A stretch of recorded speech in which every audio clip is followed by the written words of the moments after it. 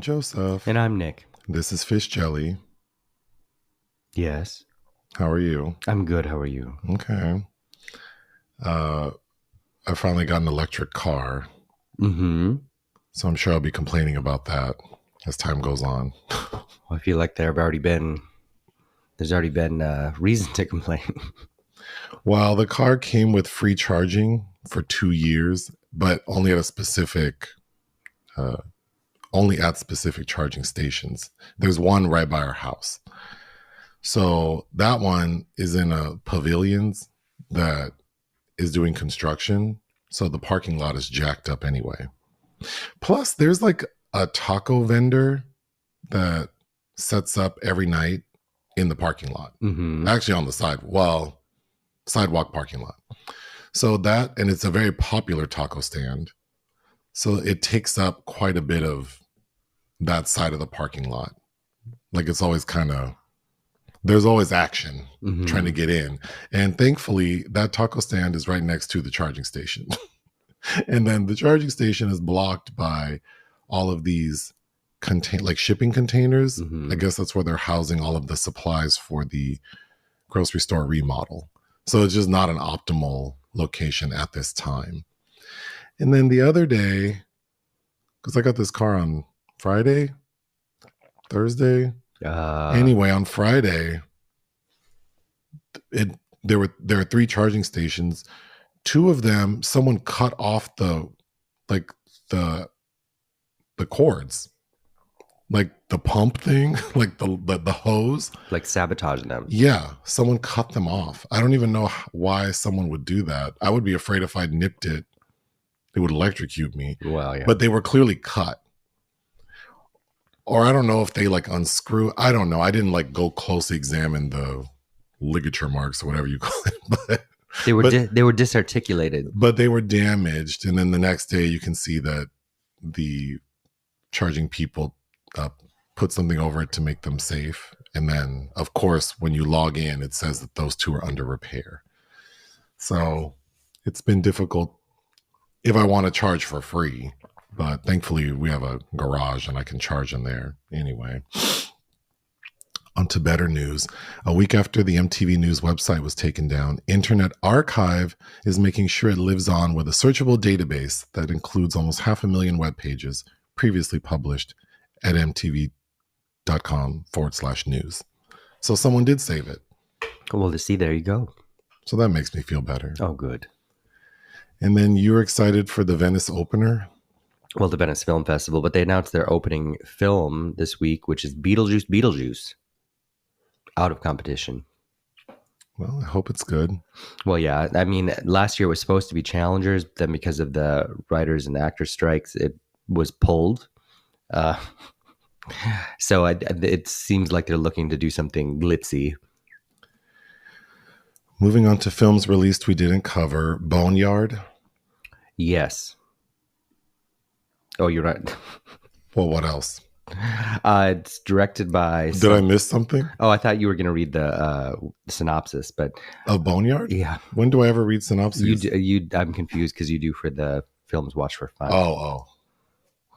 But it's directed by somebody named Asif Akbar, and it stars Mel Gibson with Curtis 50 Cent Jackson.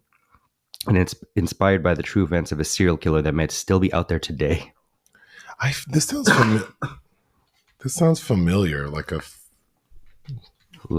as 50 Cent was in a movie where there was a serial killer. Well, he played that pimp in that movie, The Frozen Ground. Oh, I don't know. With Nicolas Cage and John Cusack and Vanessa Hudgens. Anyway, since you mentioned it, the movies we watch for fun section is now on our Patreon. Yes. The Nature of Love. This I did watch. Monia Chakri directed it. It was at Cannes in Un Certain Regard in 2023. I saw the last film she directed, Babysitter, which I remember not loving. But I didn't really love this either. It's about a woman named Sophia who's married, and she seems to have kind of an unconventional marriage, an understanding with her husband. Meanwhile, there are tons of scenes where she's waiting for a position at a university, and in the meantime is giving lectures about love to a group of geriatrics, which I really didn't care for. But she meets this young working class man, played by Pierre-Yves Cardinal, who is one of the stars of Xavier Dolan's Tom at the Farm. And then her life is upended because she decides she loves him. But then throughout all these various interactions where they're stuck talking to his family, her friends and family, it's clear that these two are from different worlds, and maybe it's just good sex. I don't know. But I didn't really care for it. Ms. Chakri is kind of notable because she was in Xavier Dolan's sophomore film Heartbeats, and has since been in several films of his. So he's the reason I guess we have her making films now. But I don't know. This seemed to get good reactions out of Cannes. I don't know. There was something that didn't. I thought it was dull. The Secret Art of Human Flight. Directed by H.P. Mendoza. I believe it played at Tribeca in 2023. I wasn't even going to bring it up, but the description of it is, I think it's about this depressed woman that finds a manual on the dark web that's written by some guru, played by Paul Raci of The Sound of Metal, that teaches people how to fly. And just the description of it sounded like this Tunisian film by Mohamed Ben Attia that I hated at Venice last year called, I think it was called Behind the Mountains. Yeah, I don't know. Lastly, Seven Samurai. The Akira Kurosawa classic which I've never seen and I own on the nice Criterion Blu-ray, but this has got a theatrical re-release, which would be an opportune time to see it. But of course, this has been remade many, many times by many people, but this is the OG. Projects of interest. If Love Should Die. Mia Hansen-Løve, I believe, is just received some funding for her 9th feature, and I believe it's about Mary Wollstonecraft, the mother of Mary Shelley, author of Frankenstein. And then on our Patreon this week, we reviewed Django Unchained, so people can check that out. Unfortunately, there are entries in the obituary section. Robert Towne died. Yeah. I mean, one of the most notable screenwriters of all time, Oscar winner. His script for Chinatown, I believe, is by many considered to be the best example of screenplay writing of all time. I didn't make time for it, but I wanted to rewatch a movie he directed that was not a success, but I remember watching as a kid, called Tequila Sunrise, with Mel Gibson, Kurt Russell, and Michelle Pfeiffer. He was 89. Mm-hmm. And John Landau died? Yeah, the producer of the Avatar films. Oh. He was only 63. Oh, yeah. Wow. That's too bad. Let's take a break. The secret film this week was my selection, and I chose the 1981 American comedy film Under the Rainbow.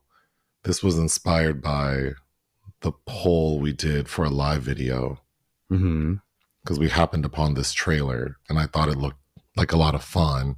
So I was thinking, how can we incorporate this into a poll, hoping people would choose it? They didn't. They chose instead The Serpent and the Rainbow, which is certainly a better movie. Yes. What is Under the Rainbow about?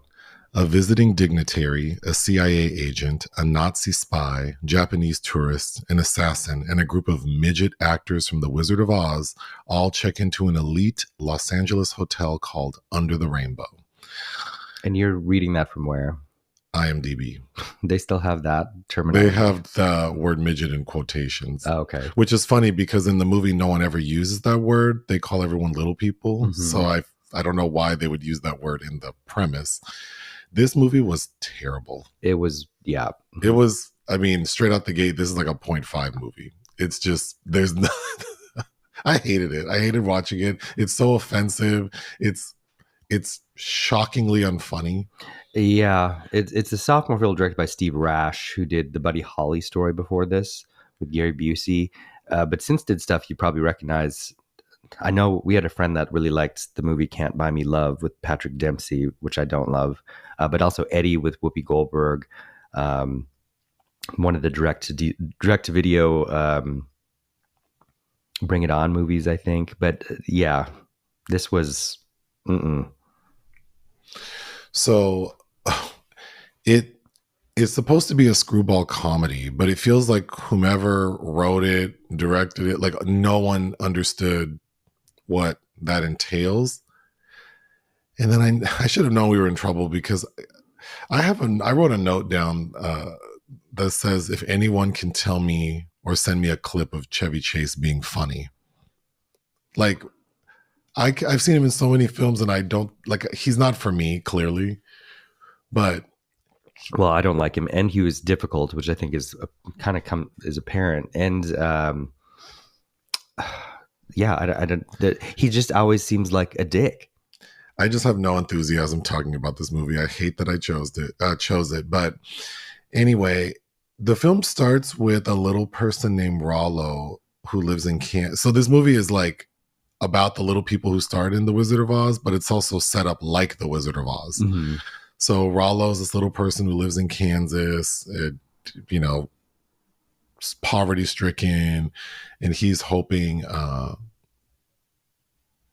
to become an actor and move to Hollywood. So he's waiting for like correspondence when he falls off of his roof because he was trying to fix the antenna. And then we cut to like MGM Studios, and we see that the head of MGM is asking one of his employees, played by Carrie Fisher, to basically like take this role as like a special talent coordinator. Mm-hmm. And we find out that he wants her to wrangle all of the little people who are going to be in this new movie called The Wizard of Oz. Mm-hmm. It's just so offensive. Like, because the entire premise of the film revolves around what would happen I don't recommend anyone watch this movie, but I do recommend watching the trailer because it's just so outlandish that's why I thought this has to be something funny to see.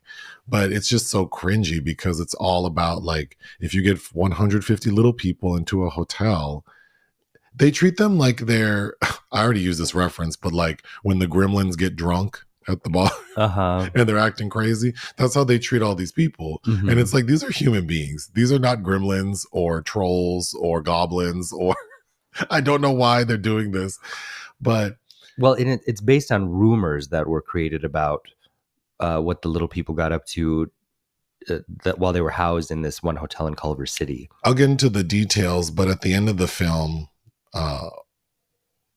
we see that it really was like The Wizard of Oz because Rollo wakes up and it was all a dream. Mm-hmm. And everybody that was in the film, like with that wake up around Dorothy, like Auntie M and all that, and the Wicked Witch and all those people are part of his world when he wakes up. And then we see that he actually does receive the correspondence and is headed to Hollywood in a van filled with little people. So he's being cast in The Wizard of Oz. These characters. So Carrie Fisher is the talent coordinator. She's probably the sweetest, least obnoxious character. Yes, but also kind of has nothing to do. Mm-hmm. Okay, Chevy Chase. Chevy Chase is a Secret Service agent who has to escort an Austrian Duke and Duchess to the U.S. And it's Eve Arden and Joseph Marr, and of course a reference to because this is on the onset of World War II, but the assassination of Archduke Franz Ferdinand of Austria, of course, is what got the ball rolling on World War I. These characters are so annoying. The Duke is paranoid. His entire character is that he's paranoid that he's going to be assassinated. And in fact, there is someone trying to kill him, and there are attempts made at his life. But that person is like Robert Donner. an idiot. Like he's so incompetent. And then we find out that the motivation to kill the Duke by this person is that his father, like the Duke's father, was responsible for some wrongdoings against this man. His father. So now he wants to avenge his father by killing the other man's son, the Duke. And then the Duchess, Eve Arden, she's like legally blind, but refuses to wear glasses. Mm-hmm. So the entire bit with her is that she can't see anything. And then they have this dog named Strudel. Mm-hmm. And because she's blind, First of all, they've because the joke is supposed to be not only is she blind and she can't tell like what dog is hers, but she believes that the dog she got when they first got together 24 years ago is still alive.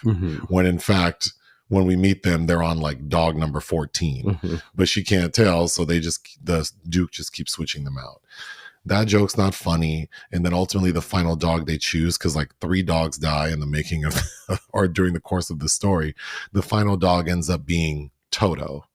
Which there was a way that could have been funny. Yes, but not in this, but they didn't know how to do that in this film. Then, my God, like the premise, I should reference the premise again. So we have the visiting dignitary is the Duke. The CIA agent is Chevy Chase. The Nazi spy is played by this little person, Billy Barty, who I understand he was nominated for a Razzie for this. Yeah, and it got a Razzie for worst score. He's terrible. Like him acting as like a Nazi spy trying to have a German accent is terrible. I don't know that this person would be considered a good actor without that, but with that, because in the end he's in Rollo's, like when Rollo wakes up, that Nazi spy is actually like the talent agent for the little people. Sorry. Yes. I said that because I'm looking at the premise. And he doesn't have the German effect, and he's still like his acting is still not good. Well, he had a very particular voice. When I hear him, I think of the movie Willow, which he is prominent in. But he was actually a child actor and was around before the Wizard of Oz film, but was not in that film. He's terrible. Oh my God. He's not just a Nazi. He's dressed like Hitler. Oh, this character is so annoying. And then the gag is that, okay, so Under the Rainbow is supposed to be the name of this elite Los Angeles hotel. It is cute on the inside. So the opening of the story in Hollywood is that Carrie Fisher has to arrange accommodations for all of the actors. So she contacts the Culver City Hotel and tells the operator, like, yeah, this is so-and-so from MGM. We need 150 rooms. Make sure this happens. And she goes, yeah. But then the receptionist is played out to be this like ditzy blonde who's having an affair with the owner of the hotel. And it's dead. The hotel's empty. Everyone's bored. And the owner comes down to the blonde operator and says, well, since it's dead around here, and I have a conference to go to, if nothing comes up, you can come with me on the trip. So what does she do? Take that reservation for 150 rooms and crumples it up so that he doesn't think they're busy, so she can go on the trip. Oh my God. Then a bus filled with Japanese tourists that's labeled JAPS, which is an acronym for Japanese American Photography Society, which is just like, this shit is not funny. Their bus like breaks down right in front of the hotel. So they come in and say, hey, we need 20 rooms. And of course, the front desk person's like the manager says, yeah, sure, because they're dead, not knowing that they have 150 little people coming. Then Chevy Chase shows up with the Duke and the Duchess, and because he's paranoid, they have to have an entire floor of the hotel, even though there are only 3 of them and the dog. So now there is no room for the little people. And then the little people show up. And then it's like, just the visual of like all these Japanese tourists, all dressed in white, all holding cameras, with all the little people acting like drunk gremlins, it's just not funny. Then, and the guy running the hotel, the manager's son, is played by Adam Arkin. What do I know this person from? Well, my mom liked him from Chicago Hope. He's been in all kinds of stuff. You've seen him in Pig with Nicolas Cage. And right after this, he did a really bad Larry Cohen film called Full Moon High.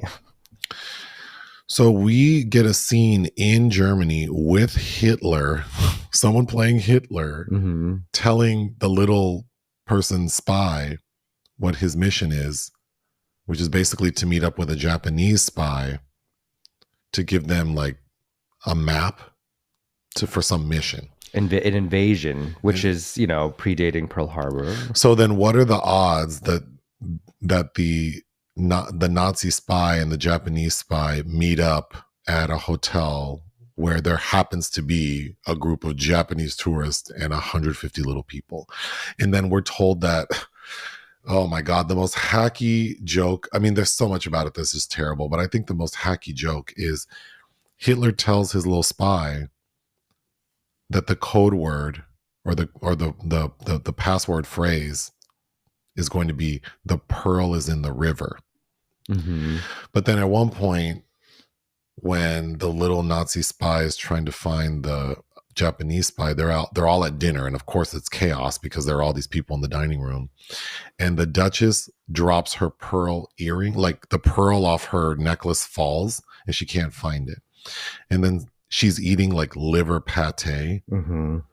and someone sees that her pearl is in the liver. Mm-hmm. So then I guess like riffing on a joke that Japanese people have a hard time pronouncing the letter L Or yeah. Whatever. Mm-hmm. He's the person trying to tell the Duchess her pearl is in the liver.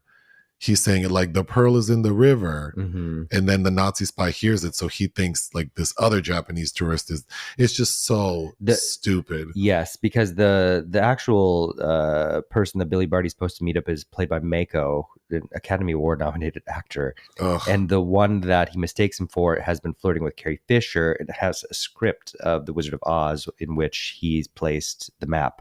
Can we talk about the script for a second? Because Carrie Fisher's in the lobby of the hotel with all these people, and she's just like, I don't know what to do. We have to get these people housed, get them accommodations.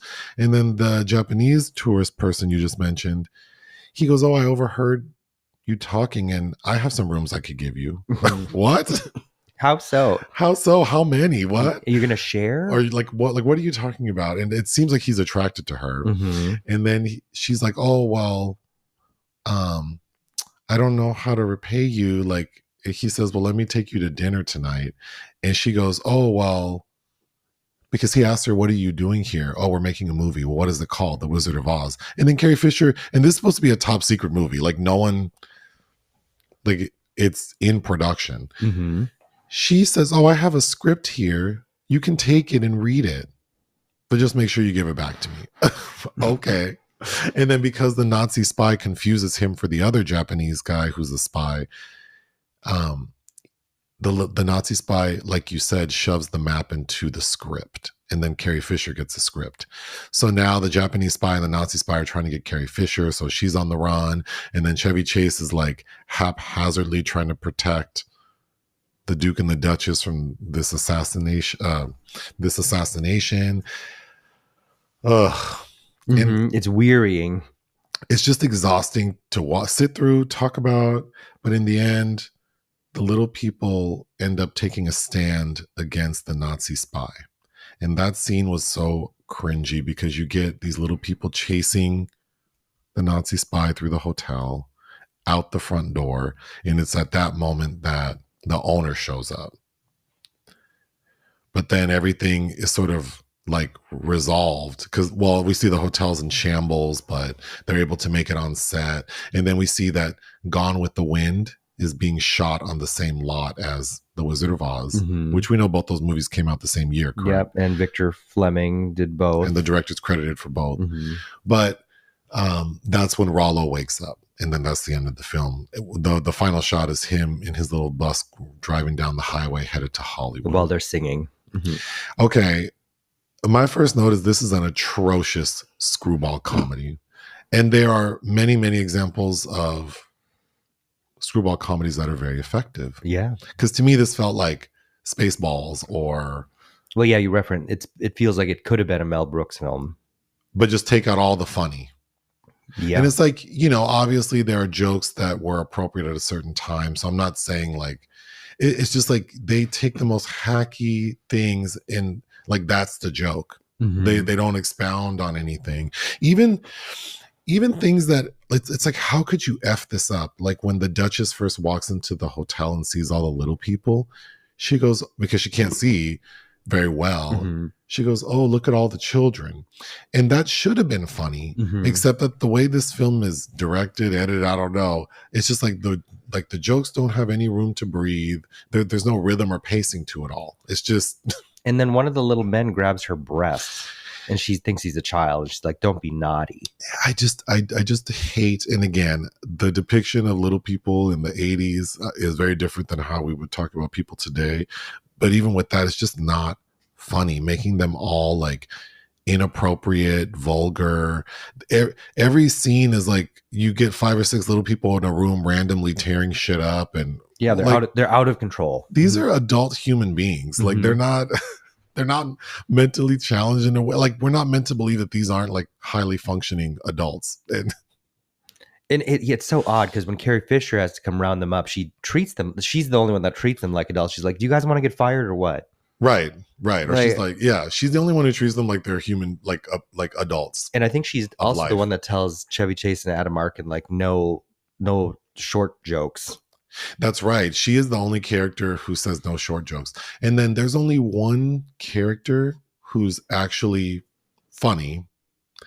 And I don't even know what his role is. He's just this like guy in street clothes who's in the hotel working.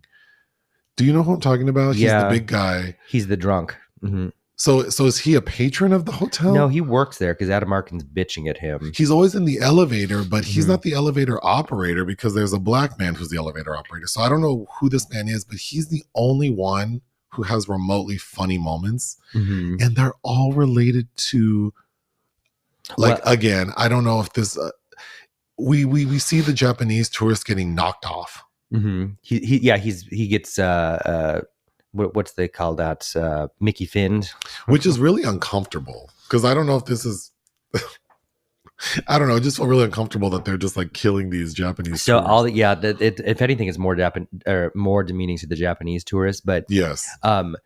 So when the wrong person gets the Duke's poisoned wine, and he's face down in his pate, the drunk comes up. He's like, "Oh well, you won't be needing your wine."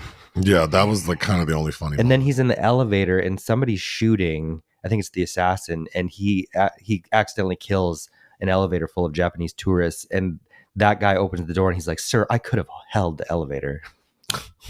Or then one of the Japanese tourists gets shot in the chest, and he has like a bullet hole, and that guy goes, "Oh, I can fix it," and takes some chewing gum and shoves it in there. It's so stupid, but it's like those moments were like the only like the little embers of comedy. Yes. But then they're surrounded by so much like inappropriate, unfunny shit that. And there's a really bad gag with the elevator attendant who's black, and there's a scene where I think the cable is cut and it crashes.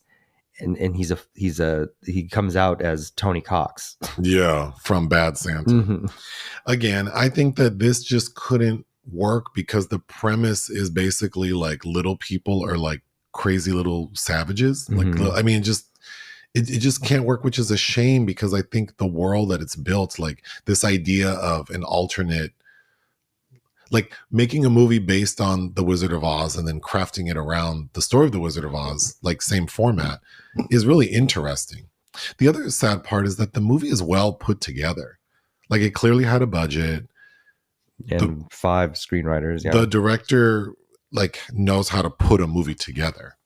But yeah, just not funny. And I think at least 3 of these little people were on The Wizard of Oz. So they were, and said they later, well, at least one of them said they later regretted making this film because it wasn't like that at all when they were filming it. I would hope not. Right, but nobody asked any of them. Can we talk about the score, which you said did win a Razzie? Yeah. It's horrible. It's like this whimsical, like whenever we see the little people, it's just so offensive. And then when we see the Japanese tourists, they play that like Oriental, like just like, and then in the end, when the little people are chasing the Nazi spy, then we get this like Indiana Jones type score. Mm-hmm. It's horrible. It's horrible. Oh, and then the guy playing Rollo Sweet is Cork Hubbard, who I've seen in things, including The Ballad of the Sad Cafe. When we first meet the Duke, and like the guy killing him because he's on a cruise ship, and then Chevy Chase is just so flat and dry, and then the guy's trying to kill him, but the assassin is incompetent. So, but it's not like naked Naked Gun. Naked Gun, where it's like calamitously incompetent. It's just like he can't hold, like in the opening on the cruise ship, the assassin is looking through a porthole into the Duke's room holding a pistol, but he's holding it and shaking so he can't point and shoot. And then a room attendant closes the porthole so the assassin falls, presumably to his death, but he's still around. And then the Duke is wearing these costumes in the first part of the film that are just not funny. No, it's so broad and it's so bad. And a few of the pull quotes I read about this film mentioned poor Carrie Fisher, like, because we see I assumed that we were going to get some nudity the way people talked about it, but we just see her in her underwear. But her underwear is just a bra, and then she's not in panties. She's wearing like a hat, like a slip, but it's like a mini slip. So she looks like she could be going to the beach, but she gets stuck in a freezer. So we see her for quite a while wearing, this little skimpy outfit, and she looks very nice. She does. She's cute. The trailer for this movie, there are so many puns related to little people. The trailer is actually more offensive collectively. Yes. But also made me think like this is going to be crazy. But there are so many like basic stupid jokes about like the bigger the dream, the bigger you are. No dreams are too small. Your dreams are too big. There's a lot of like that. A lot of like, I'm shortchanged, or yes. like all these stupid jokes. And then they use half pint a lot. Oh God, at some point, someone like a normal, regular sized person tells the Nazi spy, you must be from Dusseldorf. No. I could write a funnier script than this. Oh yeah. Which is not a good sign. But you gotta, so the director's taking his screenwriters from the Buddy Holly story to make clearly they were not, this is not their frame of mind, this kind of film. Did this director, what did they do after this movie? Can't Buy Me Love. Oh, that's right. Eddie with Whoopi Goldberg. Man. And then these screenwriters. Which are their it reeks of like rewrites. Ugh. But an interesting cinematographer, Frank Stanley, who had a very curious filmography, worked on, we talked about recently, A Hero Ain't Nothing But a Sandwich, but also was the cinematographer on Car Wash, Cimino's debut, Thunderbolt and Lightfoot, one of my favorite blaxploitation films, Willie Dynamite, early Clint Eastwood's like Breezy and the Eiger Sanction. But yeah, because it doesn't look terrible, but we're contained mostly within this calamitous hotel. Yeah. Well, I already said I would give this film 0.5 out of 5. What would you give it? I agree. There's really nothing to hold on to. Not a single thing. I can't imagine. I don't know, like, under what circumstance anyone would sit through this and think it's funny. It's just so inept. Even though, there are like, I like Carrie Fisher. You get Zelda Rubinstein as one of the few little people that has an actual credited name, because almost all of them are Hotel Rainbow guests. Damn. But yeah, there's just nothing. Well, what do you have this week? We've received so many messages about long legs. Yes, we are seeing long legs on Tuesday. Yes, we are. We're Stop asking about long legs. This shit better be good. All the messages people keep sending about long legs. Well, it's got incredible buzz. And then we're watching something else. Oh, tomorrow we're seeing something. Fly Me to the Moon. Ugh. ScarJo. And I don't like Scarlett Johansson. I know you don't. And Channing Tatum. Yeah, I'm Team Jenna Dewan, only because she used to be a Janet Jackson dancer, but and she loves Janet. But and then I think the Faye doc. I am so excited. Which I saw. I never use the word excited. Yeah. Few things get me like put a smile on my face. Going to see Janet Jackson in concert. Seeing your lovely face every morning. Oh, yes. And the thought of the Faye Dunaway documentary is making me smile. Oh, you've already seen it. And Faye was in attendance at You Cannes. saw it at Cannes with Faye Dunaway. There are several moments I know you will be tickled by. I bought her memoirs for you that I'm still waiting for you to read, because I've just opened that and randomly selected passages, and it is, oh my God. Oh, you know what? We should have done that challenge where people go to page 30 With Faye. and read the first line, and that's like a description of your sex life? Oh, you need to dig that out next. Oh, we should do that. Mm-hmm. Should I pull it out now? You could. Do you want to go grab it? Sure. That means I have to fill dead air. Oh, yeah. Talk. What should I talk about? Well, I'm going to DC next week so that I can see Janet Jackson again. And yeah, that's about it. We're going to use this moment to do a little ASMR. And that's going to be me rubbing a spoon against my coffee container.